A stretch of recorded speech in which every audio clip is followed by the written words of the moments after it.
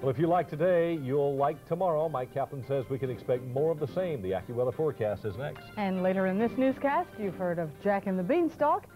Stick around. Tonight, we've got the story of Jim and the Pumpkin-stalk.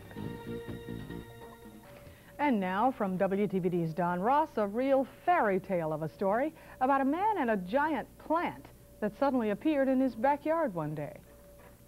Once upon a time, last May in fact, Jim Bailey was working in his backyard and noticed a plant he didn't plant growing.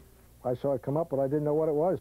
It was a viney-looking thing growing right there where he planted pretty begonias and geraniums. So I put a pole in the ground and tied the vine to it. Well, Jim kept the dirt loose around the stem. Watered it from time to time. And that's all. No fertilizer, no bug dust. Nothing. And it took off. It kept right on going. And growing. And then I added another pole and tied it to the eaves off. And growing. Jim was reminded of that old childhood story. There is Jack and the Beanstalk right there. Think it was a beanstalk? Not really. But it made you think of that right away. The plant vined onto the roof. One day to look up there and see the pumpkin up there. Pumpkins?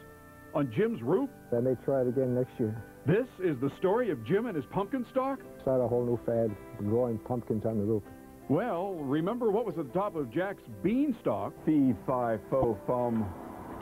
I smell the blood of a goose that lays a golden egg. Fee-fi-fo-fooey. My climb up Jim's pumpkin-stalk was a gigantic wild goose chase. So there are no giants up here, no geese, no golden eggs, not even beans, not Jack.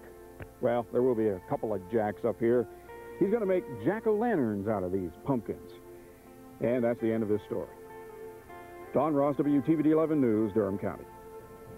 He has a couple of bubbles off plums sometimes. I'll tell you. I was going to say, that constitutes one of Don's tallest tales. Yes, I would think so. You got up there so well, you can clean my gutters this fall. A couple of bubbles off plums? That's right. That's a good one. That's it for now. We're glad you could join us.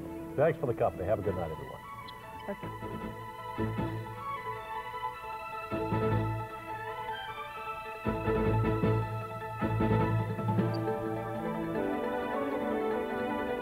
This has been a presentation of WTVD 11 News.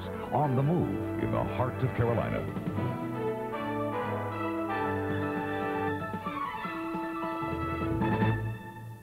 If you see news happening,